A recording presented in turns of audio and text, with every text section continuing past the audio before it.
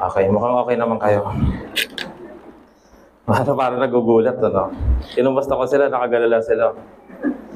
Pero mukhang okay naman kahit hindi nagsalita, no? Ayan, sige. Ganito po kasi talaga ako nangungumusta. So, sige, simula po tayo.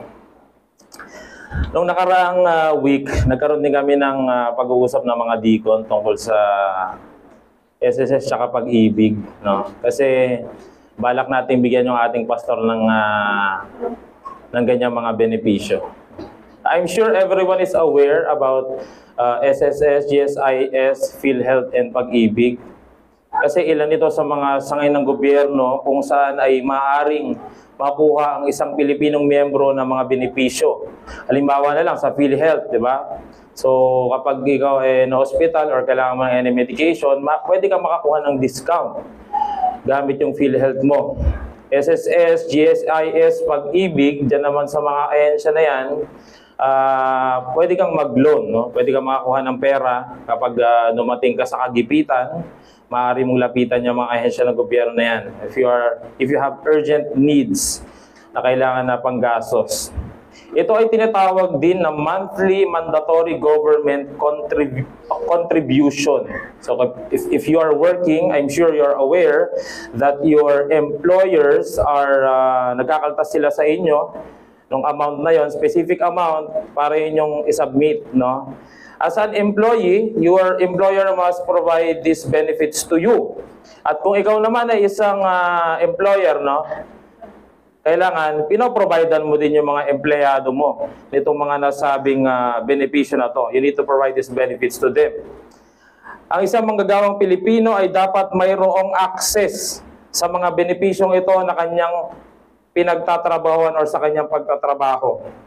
Siya ay mayroong inaasahan na madudukot o makukuha sa panahon ng kagipitan.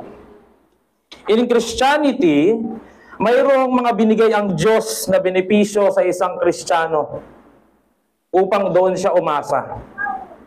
Kanyang mapapakinabangan itong binigay ng Diyos na ito sa paglakad niya sa buhay kung saan siya tinawag ng Diyos.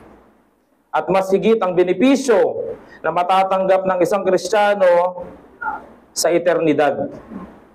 Christians enjoy the benefits in the present and will enjoy more the benefits in the future. I have these questions to all of us. Ano ang mga benepisyong tinatamasa mo ngayon bilang Kristiyano? At sa mga hindi pa sinusuko ang kanilang buhay, ano ang tinatamasa mo ngayon? Ano ang sa tingin mo ang meron ka ngayon kung hindi ka pa sumasampalataya sa Panginoon? Ano ang buhay? Ano ang pag-asa mo sa buhay? Sa kasalukuyang buhay mo ngayon. Tayo po ay inaanyayahan ko tumayo at basahin natin sa Romans 5, chapter 1 to 11. Ito po yung ating, dito po manggagaling lahat ng ating pangangaral ngayong araw na to. May pagbukas po kayo sa akin sa Romans chapter 5, verse 1 to 11. Ayan, yung pong basahin ko to sa wikang Ingles, ESV version. Therefore, since we have been justified by faith, we have peace with God through our Lord Jesus Christ. Through Him we have also obtained access by faith into this grace in which we stand, and we rejoice in hope of the glory of God. Not only that, but we rejoice in our sufferings, knowing that suffering produces endurance, and endurance produces character, and character produces hope. And hope does not put us to shame, because God's love has been poured into our hearts through the Holy Spirit who has been given to us. 6, for while we were still weak, at the right time Christ died for the ungodly. For one will scarcely die for a righteous person, though perhaps for a good person one would dare even to die. But God shows His love for us in that while we were still sinners, Christ died for us. Since therefore we have now been justified by His blood, much more shall we be saved by Him from the wrath of God. 10, For if while we were enemies, we were reconciled to God by the death of His Son, much more, now that we are reconciled, shall we be saved by His life. More than that, we also rejoice in God through our Lord Jesus Christ, through whom we have now received reconciliation. Pagpalain po ang salita ng Diyos. Maaari po tayo makaupo. So in Romans chapter 5 verse 1 to 11, Apostle Paul started with justification. Tayo ay inaring ganap sa pamamagitan ng pananampalataya. And Paul highlighted na ang pananampalataya kay Kristo ay kaparaanan ng Diyos para maideklara ang isang tao ay matuwid sa harap ng Diyos. May kapayapaan sa Diyos sa pamamagitan ng ating Panginoong Jesucristo. Through justification by faith, we have peace with God. This peace refers to restoration to man to God, which was previously disrupted by sin. O yung tinatawag natin na reconciliation, tayo ay pinagbati. Kasi naging kagalit, no? Ang tao ng Diyos. So there must be a reconciliation. Ano pa? Access through grace or access to grace. Ang mga believers ay nakakalapit na sa Diyos. May mga pagpapala at paghingi ng kapatawaran. So we can pray to God through our Lord Jesus Christ who is mediating to us. What else? Hope and glory. Hope in glory. Kagalakan sa pag-asa ng kaluwalhatian ng Diyos. Rejoicing in suffering. Sino ba naman ang gusto ng suffering? No? Now, if you will ask me, kahit ako, tatanungin mo ko, ayoko ng suffering eh. But we cannot deny that suffering exists. That we are to feel suffering. Ang sinabi, but we need to rejoice in suffering.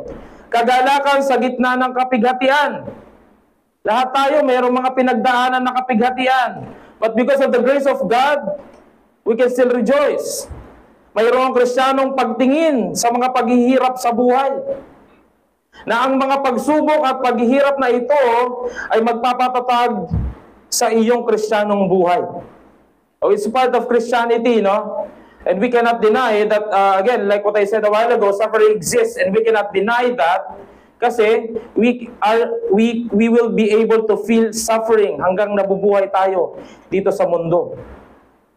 Ano pa? Description of God's love for His people. Ang sentrong mensahe ng Ebanghelyo ay ang pag-ibig ng Diyos sa mga makasalanan na noong ipinadala niya ang kanyang bugtong na anak para mamatay para sa atin. We all know that, no? Even nung nagsisimula pa lang tayo sa Christianity, John 3:16. Because for God so loved the world that He gave His only begotten Son, and whosoever believeth in Him shall not be perished but will have everlasting life.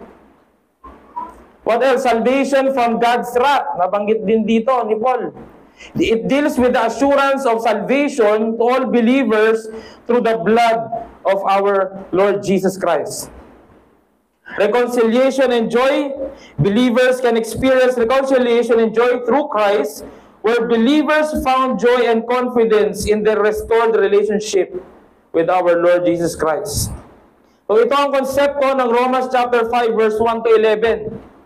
Inaring ganap, kapayapaan sa Diyos, nakakalapit sa biyaya, pag-asa, kagalakan sa paghihirap, pag-ibig ng Diyos, pagliligtas sa galit ng Diyos, at kagalakan sa pagkakasundo sa Diyos.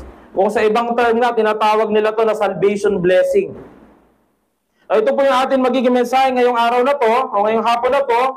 Ito po ay patungkol sa ang maluwalhating pag-asa or the glorious hope.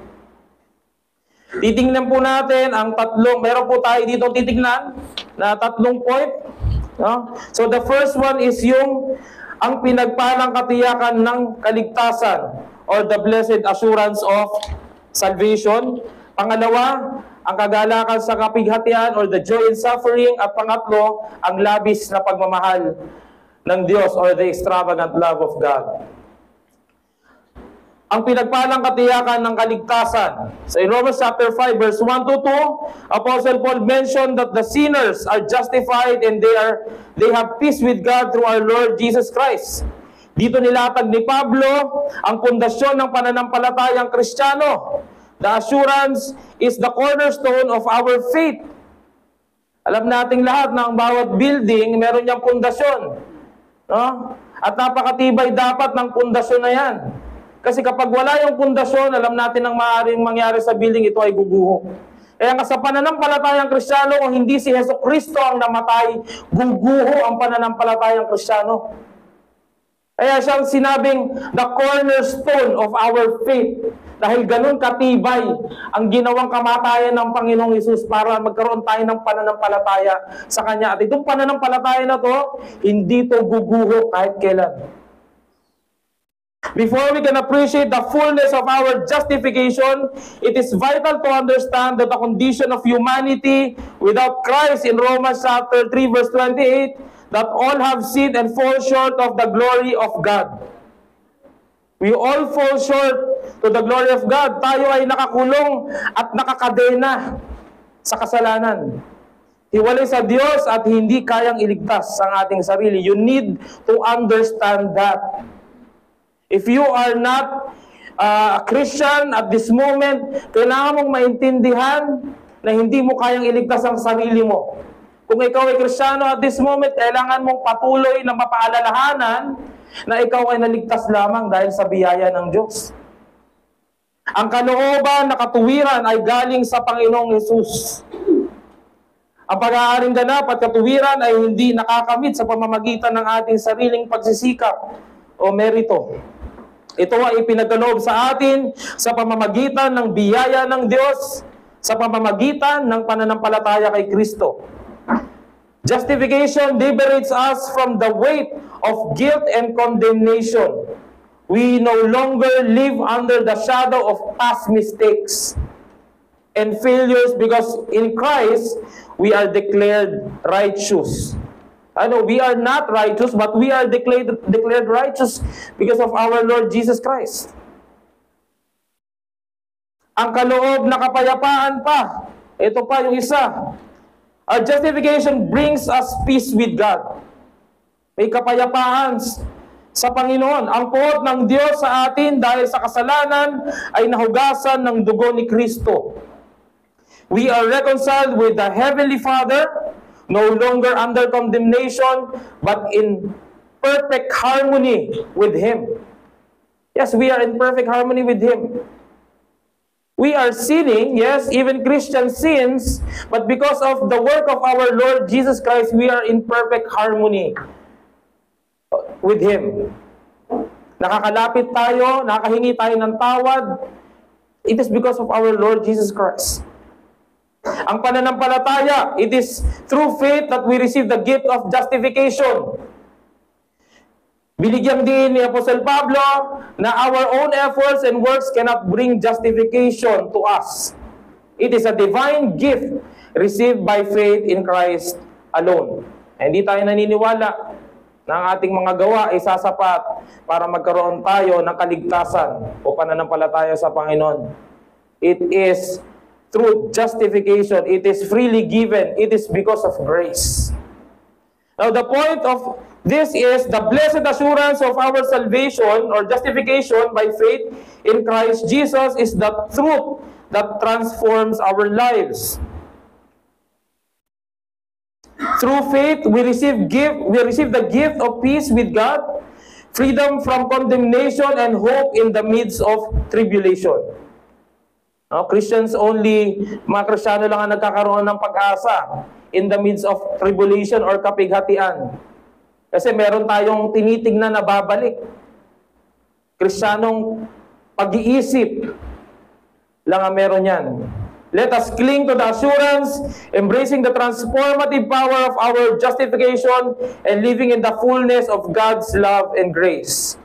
May our lives be a testimony to the world and immeasurable blessings found in the blessed assurance of our justification. So the believers, kapatid, ikaw ay may kapayapaan kay Kristo. It is always reminded by our preachers here in the pulpit. Ikaw ay inaring ganap, kaya wala kang dapat ipagmayabang. Magpatuloy ka sa biyaya at kapayapaan na tinatamasa mo dahil sa Diyos. At para sa mga hindi pa mananampalataya, kung hindi mo pa sinusukong iyong buhay sa Diyos, wala kang kapayapaan sa Diyos. Ngunit sa mga oras na ito, ikaw ay tinatawag ng ebanghelyo na isukong iyong buhay sa Kanya. Kaya Kanyang ariing ganap at magkakaroon ka ng kapayapaan sa Kanya. Second is, ang kagalakan sa kapighatian or the joy in suffering. In Romans chapter 5, verse 3 to 5, ito ang sinabi, the purpose of suffering is part of Christianity. It is part of Christianity. Hindi natin yan matatanggihan, hindi natin yan matatakasan. As mentioned by Apostle Paul, we can rejoice even in our sufferings because it produces endurance, character, and hope. Ang kapighatian ay parte ng Kristiyanong pamumuhay. Ito ay maglilid sa isang Kristiyano sa kanyang paglago espiritual. So as Christian, suffering is part of our sanctification. Sa ganyang paraan, pinapabanal ka ng Diyos. The concept of joy and suffering is rooted in the understanding that trials and difficulties can be opportunities for spiritual growth, endurance, and deepening of one's faith. While joy and suffering may seem paradoxical, o isipin mo, paano ka magagalak? Nagsasuffer ka na nga. It is distinctive aspects of Christian worldview that sets in part of other beliefs. Now, if you're going to look at the beliefs of other religion, they don't look suffering as gain. Tinitingnan nila na yung nararanasan nilang pagsubok ay parusa ng Diyos sa ginawa nilang mali. God will never do that. Hindi gagawin ng Diyos na kaparusahan sa iyo yung nararanasan mo ngayon na suffering. God will never do that. It is part of your life. It is part of Christian life. But God will never punish you.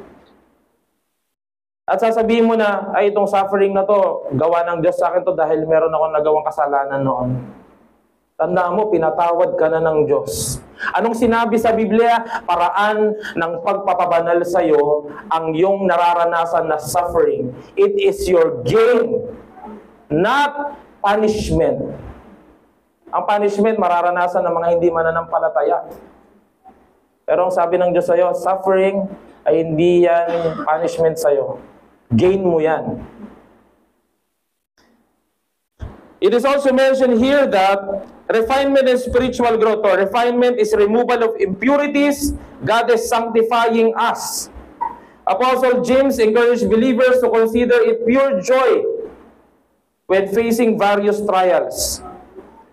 Suffering can refine our character, deepen our faith, and produce endurance and maturity in our spiritual walk.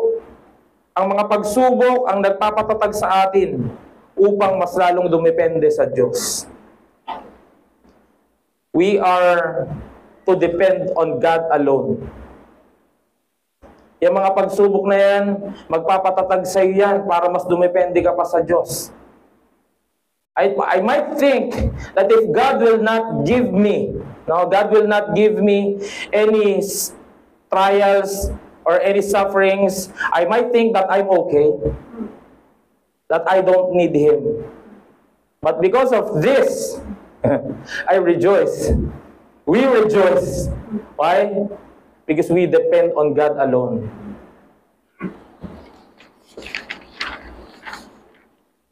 There is also union with Christ. Tayong mga Kristiyano ay may pakikipag-isa kay Kristo. Christians are co-heirs with Christ. If indeed we share in His sufferings, ang mga tagapagmana ni Kristo ay dapat magtiis kasama niya. It is part of our union with Christ. The suffering. Our sufferings have a redemptive purpose. It has redemptive participation in the suffering of Christ. Because pinapatibay nito ang ating pag-asa, our hope that Christ will be back. Diba gano'n naman ang Kristiyanong pag-iisip? Pag naghihirap ka, ano sinasabi mo? Panginoon, bumalik ka na. Because you know that one day God will wipe all of your tears.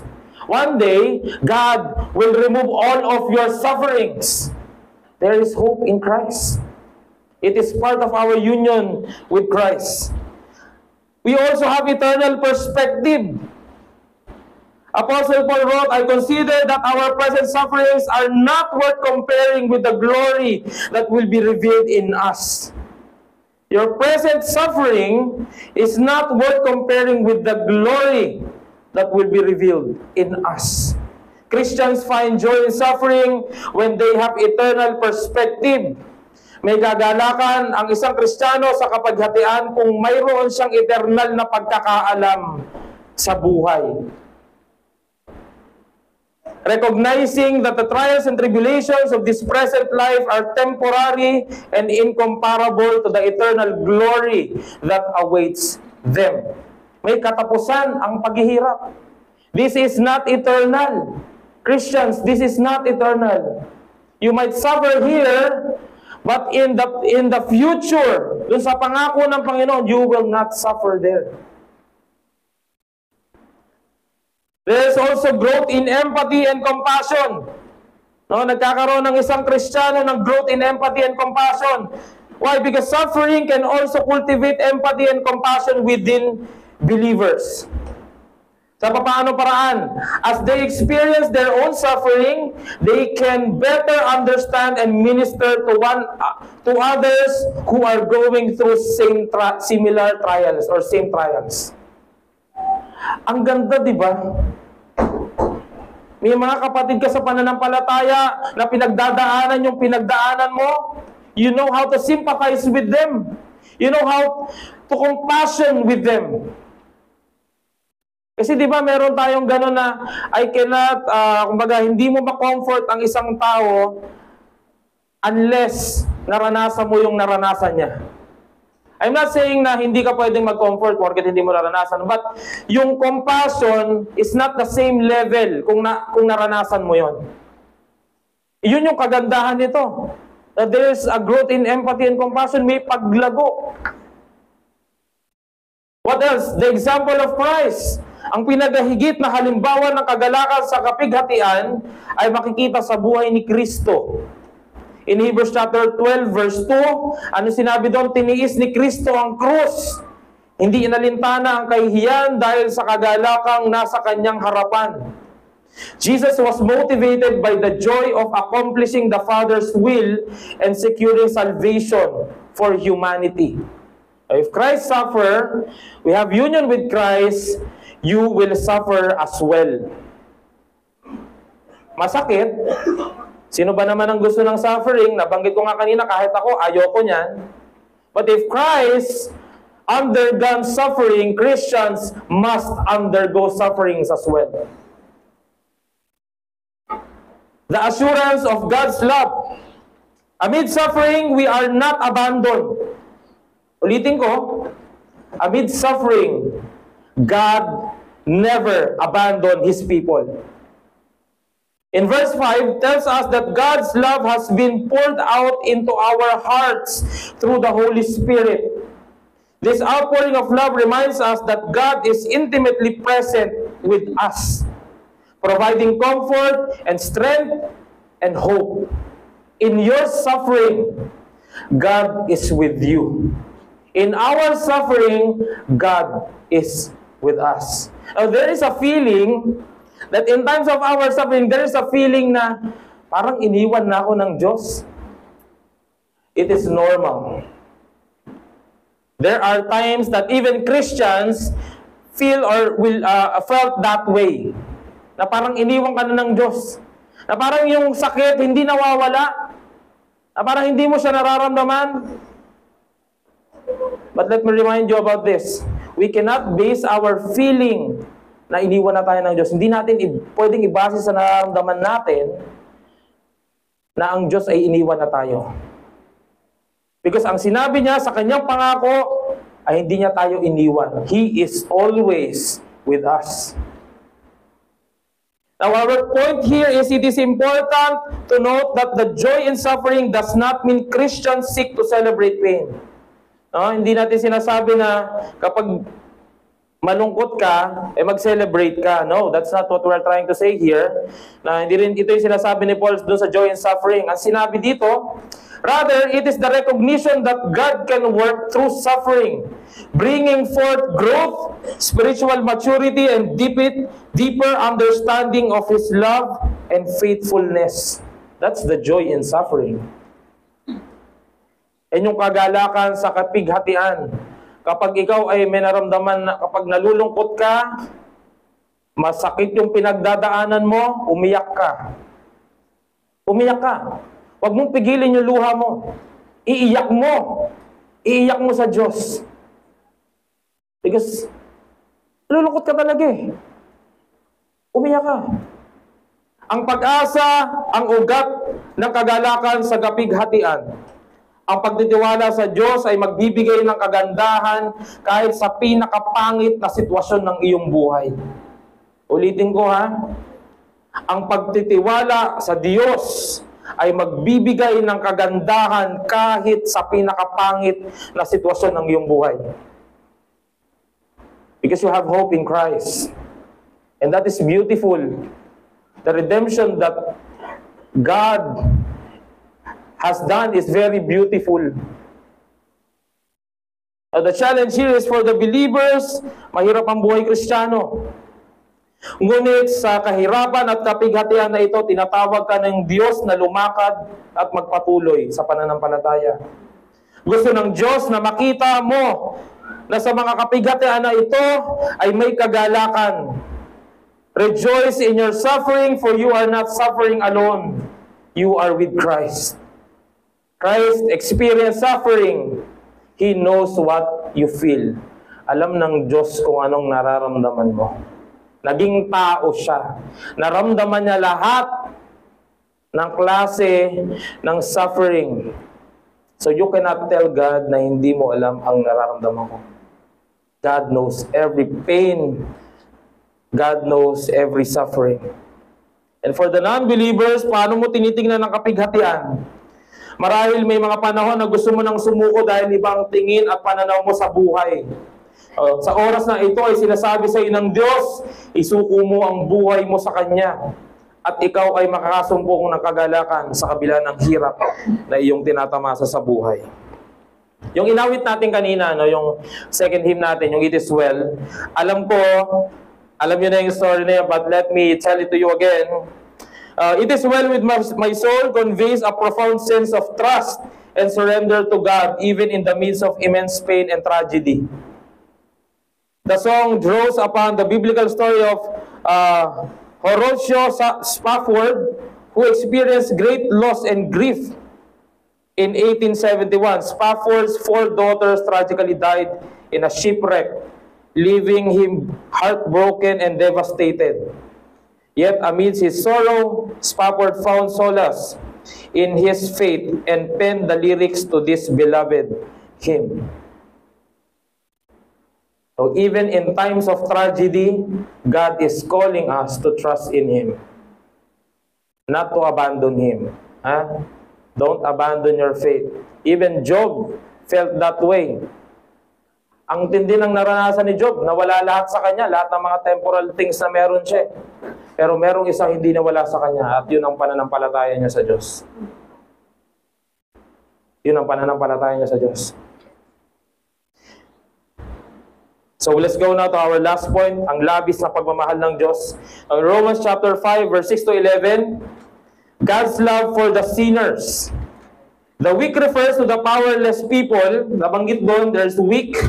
It refers to the powerless people whom Jesus saved. Christ died for the ungodly. God's love is not dependent on our worthiness or righteousness. It is poured out when we were utterly helpless and undeserving. The sacrificial nature of God's love, o labis sa pagmamahal ng Diyos, Ang labis na pag-ibig ng Diyos ay nilalarawan ng sakripisyo.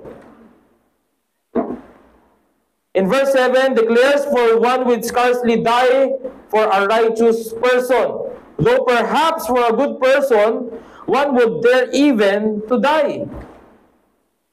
Ang isang tao, pwede siyang mamatay, kung tayo-tayo lang to, pwede kang mamatay sa isang taong mabuti. No? Pwede kang mamatay saan? Sa mga taong, sa kapamilya mo. Pwede kang mamatay kanino? Para doon sa mga pinagkakatiwalaan mong tao. You can die for a good person. But ang ating Panginoon Jesus hindi. Hindi siya namatay para sa mga mabubuting tao. Namatay siya para sa mga pinakamasasamang tao. At tayo yun. Paul highlights the rarity, it's very rare, of someone dying for a righteous or good person. However, God's love goes far beyond human expectation or norms. God's love goes far beyond human expectation or norms. Because in verse 8, Paul reveals the extraordinary truth, but God showed His love for us in that while we were still sinners, Christ died for us. God's love is not conditional or based on our merit. He demonstrated His love by sending Jesus to die for us while we were still in the state of sinfulness and being undeserving for that sacrificial love. Ang tao mas pipiliin niyang mamatay para sa mga taong mabubuti. Si Kristo namatay para sa mga taong masasama.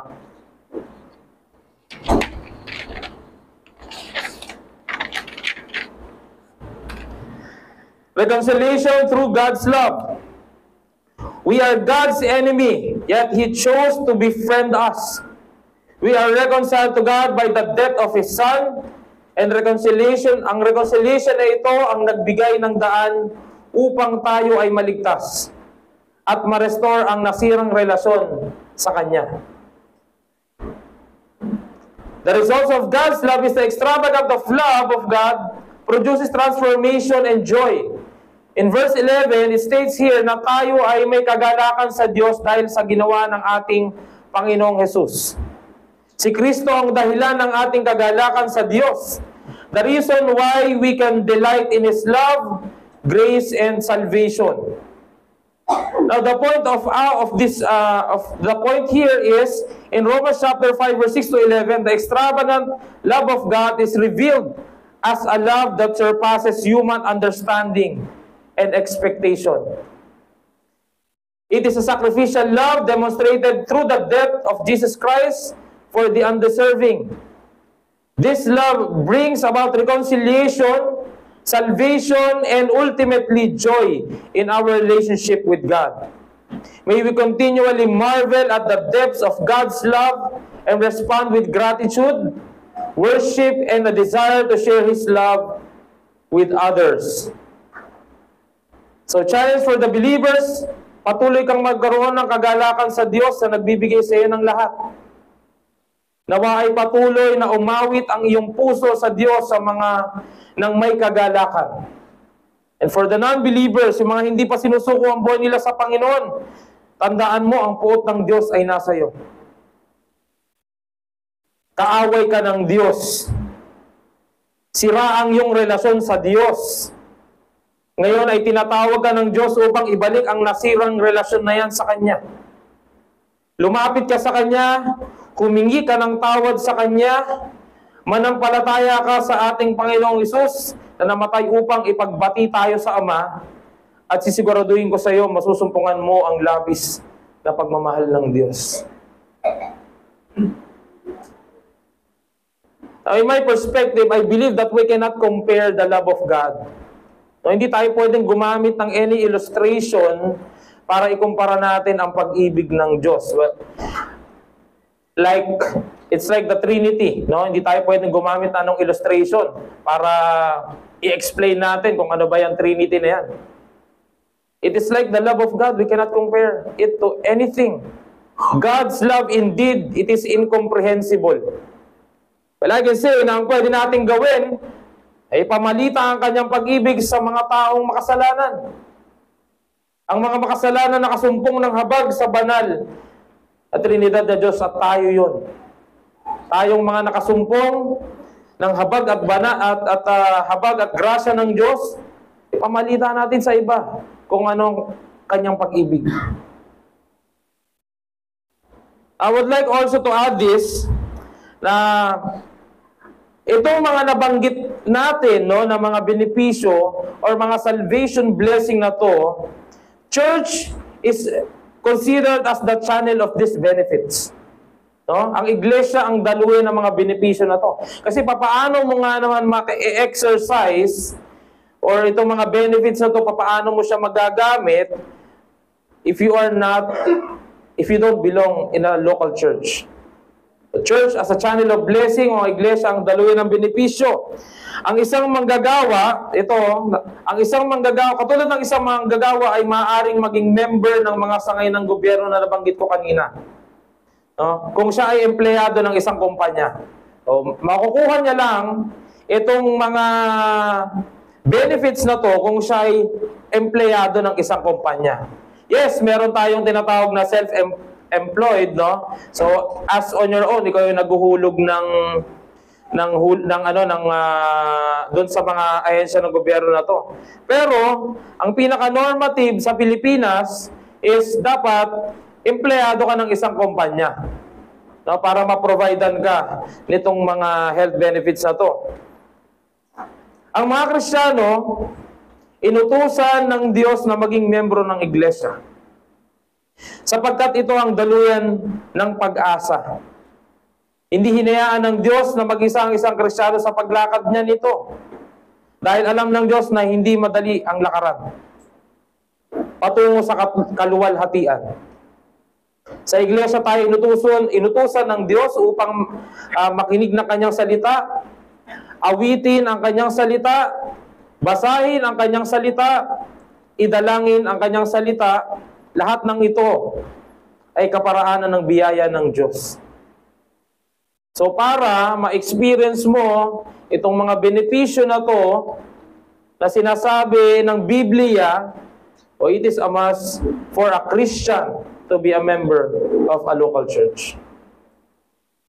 Now, in my conclusion, ang isang manggagawang Pilipino kapag siya ay retired at umedad ng 60 years old ay mayroon siyang matatanggap na pensyon sa mga sangay ng gobyerno kung saan siya ay member. Kapag 60 years old na ang isang manggagawang Pilipino, retired na siya niyan, meron siyang makukuha ngayon, no? Doon sa mga nabanggit natin na sangay ng gobyerno, lalo na kung ikaw ay member ng SSS, GSIS. So you will now enjoy the fruits of your labor. Every month yun, kung di ako nagkakamali, makakatanggap siya ng benepisyo hanggang sa araw ng kanyang kamatayan. Ganun din sa Kristyanismo. Ang isang Kristiyano na nabubuhay ay may benepisyong natatanggap sa Diyos, katulad ng isang empleyado na nagtatrabaho. At mas higit ang benepisyong kanyang matatanggap sa kanyang kamatayan. No? Now, a Christian, at this moment, ine-enjoy na niya yung mga benefits na to. Pero pag dumating siya sa kanyang huling hininga, mas higit yung benepisyo na matatanggap niya. Mayroon siyang buhay na walang hanggan, pinabanal na katawan, walang kapighatian, papalitan ito ng Diyos ng walang hanggang kagalakan. At higit sa lahat, makakasama natin doon ang ating tagapagligtas. Ang ating Diyos, ang Panginoong Jesucristo. Nawa ay ito ang ating asamin sa kabila ng kahirapan na nararanasan natin at mararanasan pa. Asamin natin ang benepisyong binigay ng Trinidad na Diyos, ang maluwalhating pag-asa, our glorious hope. Let's all pray. Panginoon, maraming salamat po. Maraming salamat, Panginoon, sa mga pagpapala na ibinigay niyo po sa amin. Patawarin niyo po kami sa mga panahon na hindi namin na-appreciate ito. Napakadami ng binigay mo sa amin. Pero may mga panahon na nakuha pa namin magreklamo, patawarin niyo po kami. Patuloy kaming gabayan ng Espiritu Santo mo na makita ang kagandahan ng ginawa mong pagtubos sa amin, even in times of our suffering. Tulungan mo kami, Panginoon, na pagkatiwalaan ka namin ng aming buhay. Tulungan mo kami, Panginoon, na patuloy na makita na merong pag-asa, meron kaming inaasahan na babalik. At yun ay ikaw, Panginoong Hesus. Pinupuri ka po namin at pinapasalamatan sa pangalan ng iyong anak na si Jesus. Amen.